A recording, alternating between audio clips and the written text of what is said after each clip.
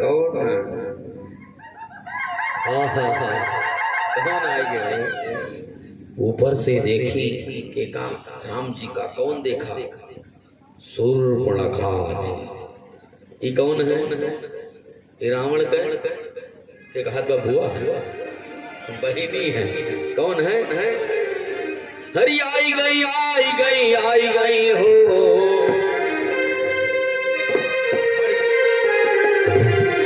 हरी आई गई आई गई आई गई हो, सुपर्णखा बुआ आई गई।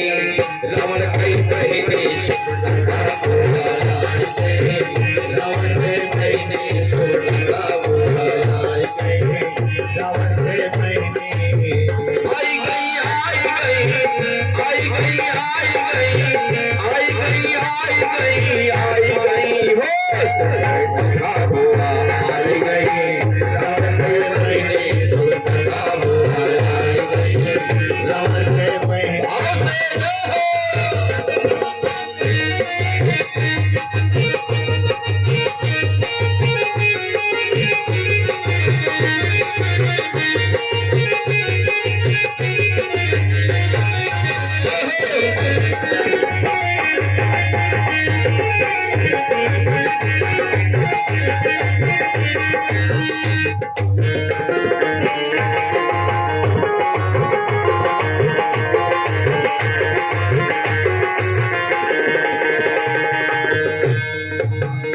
आकाश मार्ग से देखती है, एक राजकुमार बैठा है।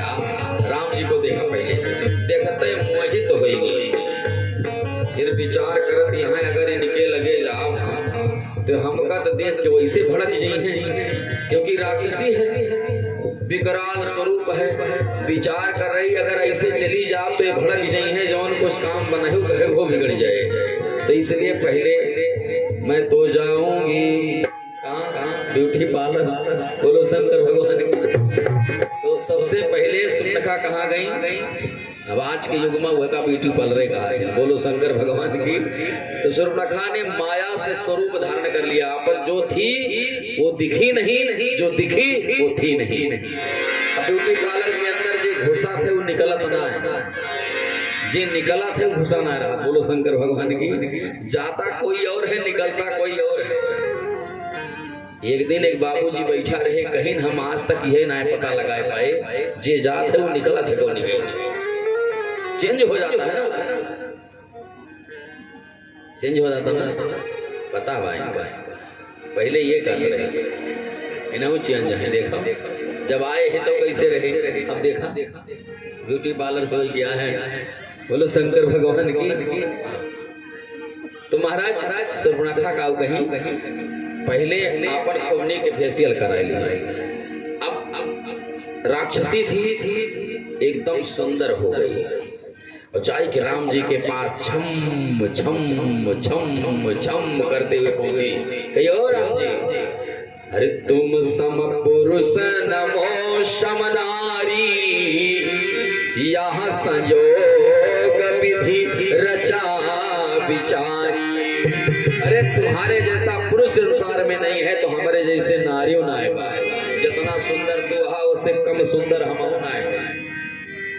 और सुनो, मम अनुरूप पुरुष जग माही, देखो खोज लोक तिहु नाही। पूरे संसार में खोज खोज के दिया लेके देखे ना, हमारे योग्य केहू मिला ना है। और सुनो, ताते अब लगी रहम कुमारी, हमें लागत है तोहरी दाई अभी तक कुंवारी बैठी रही। और फिर दूसरा बात जो बोलती है, राम जी उस पर हंस पड़े। सुर्पणखा ने कहा कि ताते अब लगी रहम कुमारी, मनुमाना कछु तुम ही निहारी। तोहरी दाई वहीं तक कुंवार बैठी रहे, लेकिन बहुत नीक तो होना है। और राम जी सोचा तो नहीं कहा। सुर्पणखा ने कहा बहुत नीक तो हूँ, हमारे लायक ना यहाँ मन माना कछु, लेकिन तुम्हें देख के थुअर थुअर थुअर थुअर करिए झपकता। मतलब थोड़ थोड़ हम अपने मन का समझावत है, एडजस्ट हो जाए, तैयार हो जाए, विवाह कर ब्या।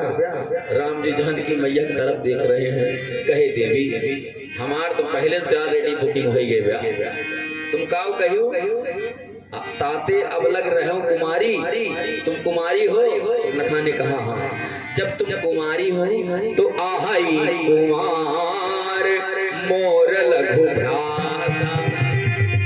अगर तुम कुमारी हाथ हमारे जिन्हें भैया है वाह देखा खड़ा है, अब वही कुमार है, तुम कुमारी हो वो कुमार है, जोड़ी नंबर 1। जैसे तुम कुमारी हो वैसे वो कुमार है भगवान, क्योंकि सुर्पनखा झूठ बोल रही ना। इसका विवाह हुआ था किसके साथ? इसके पति का नाम विद्युत जिह्वा था, उसके पति का मर्डर कर दिया था किसने? लंकापति रावण ने। एकल साम्राज्य की घोषणा किया लंकापति रावण ने, समर्थन नहीं दिया विद्युत जिह्वा ने, और फिर सुर्पनखा को अपने वश में कर लिया, प्रेम में फंसा लिया। तो कहा अब तो हम रावण के बहनोई लगते हैं तो क्षमा ही कर देगा, हमारी बात मनबे करेगा। तो महाराज लेकिन सानकी कहाँ मानने वाला है, करने वाला अपने मन की आया, प्रस्ताव रखा, सोचा कि सुर्पनखा के पति हैं इसलिए हमें छोड़ देगा, लेकिन तुरंत महाराज प्राणांत कर दिया। सुर्पनखा ने देखा तो कहा भैया इसको तो मैंने पति के रूप में वर्ण कर दिया था, आपने मेरा सुहाग छीना है। मन ही मन संकल्प ले लिया, मैं लंका में समस्त स्त्रियों को विधवा न करवा दूं तो मेरा नाम सुर्पनखा, तुम्हारे कुल का वंश न नष्ट करवा दूं तो मेरा नाम सुर्पनखा। इसलिए कोसते हुए अपने मन में बैठाए, बस वही घूम रही थी। आज जब राम जी को देखा तो इसका भावार्थ अब यहाँ पर चेंज हो गया, तुम सम पुरुष नमो सम नारी। इसका भावार्थ समझिए, आपके जैसा पुरुष नहीं है, पुरुष कैसा जो भुजा उठाकर निशाचरहीन पृथ्वी को करने के लिए संकल्प लिया है, और हमने भी वही किया है। मैंने भी निशाचरों के नाश के लिए प्रण लिया है, जब तक पूरे राक्षस का सर्वनाश न करवा दे तब तक पानी न पिए। हमार तो हर जोड़ी मिलत गया, हाँ हमार तो हर संकल्प एक बा, और वो करी ताई चाहे पहले हमें अपन नकिए कटावे पड़े। तो महाराज सुर्पनखा ने मन में विचार किया, कहती है विवाह करोगे? राम जी ने कहा ना ना, आहाई कुमार मोर लघु भ्राता। अच्छा राम जी सोच रही, कह रही है मन माना कछु, तुम्हें देख के थोर थोर मन मानत बात, बाकी बहुत नहीं हमारे लायक तो महून आया है। तो राम जी विचार करने लगे, मतलब अगर हम मान लीजिए इससे विवाह कर लें तो कल को अगर हमसे सुंदर केहू यका मिले तो हम हो रिटायर करके हुआ ड्यूटी लगाई ले, बोलो शंकर भगवान की, यानी हम हो छोड़ के चली जाए। थोर थोर मन अगर हमसे ज्यादा सुंदर कोई मिला तो, इसलिए राम जी सोचे लाओ परीक्षा ले ली, कहे हमसे ज्यादा सुंदर देखो एक लाही कुमार मोर लघु भ्राता। गई छम छम लक्ष्मण भैया धार रखत रहे, बाढ़ बाढ़ हे तुम कुमार हो? लक्ष्मण जी कहीं पहले तो देखे, फिर कहा तुम कुमार हो? लक्ष्मण जी ने कहा मारत है, भाग के आई दौड़ के कही असहाय वो कहा था मारत है, मारना है। राम जी ने फिर भेजा, फिर से आई, लक्ष्मण जी को कहां सहन, डांट दिए। राम जी के पास आई, राम जी ने कहा ये बताओ पहले तुम रानी बनोगी कि नौकरानी बनोगी?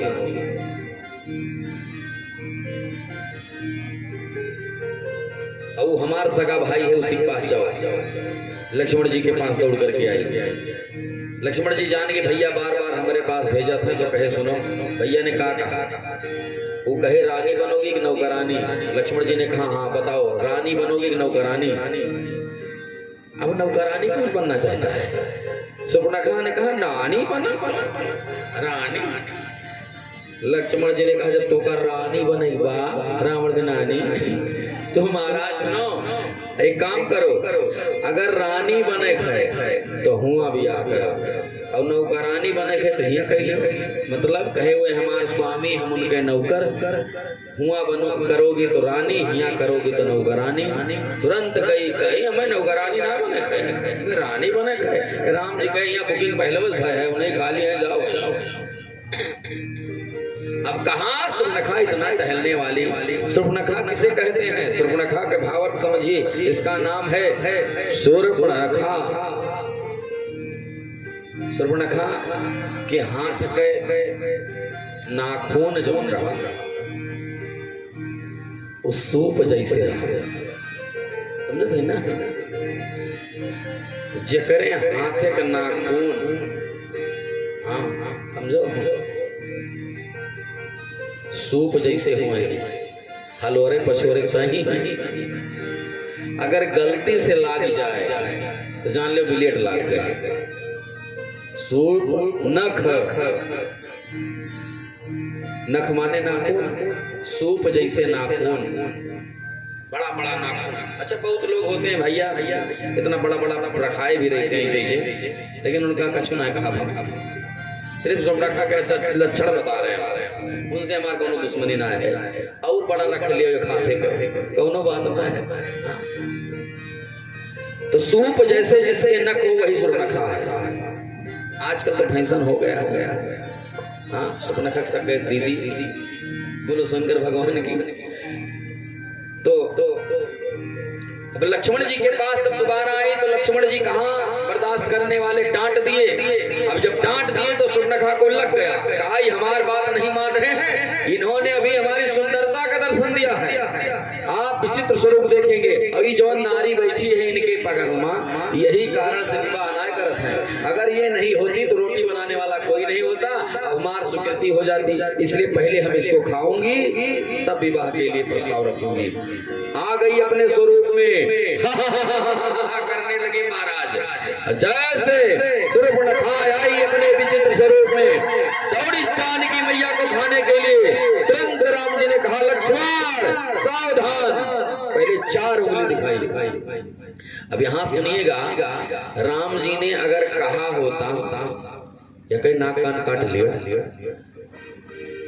तो का सुर्पणखा खड़ी होके नाक कान कटवाती, खड़ी रहती, भागती कि नहीं भागती। दूसरा प्रश्न, अगर नाक और कान दोनों एक साथ काटब मामूली बात ना है, हाँ एक ही साथ कट जाए। अगर नाक कट गई तो कान कटवाने के लिए रुकी रहेगी। अगर मान लियो कनवे काट लिया तो कान नकिया कटवाने के लिए रुकी रहेगी। लियो यो काट लियो। अब सोचिए, राम जी ने अगर कहा होता नाक कान काट लियो तो भाग जाती। राम जी ने इशारा किया भैया लक्ष्मण, 4 उंगली दिखाई, फिर आकाश दिखाया, फिर पृथ्वी दिखाई, फिर ऐसे करते।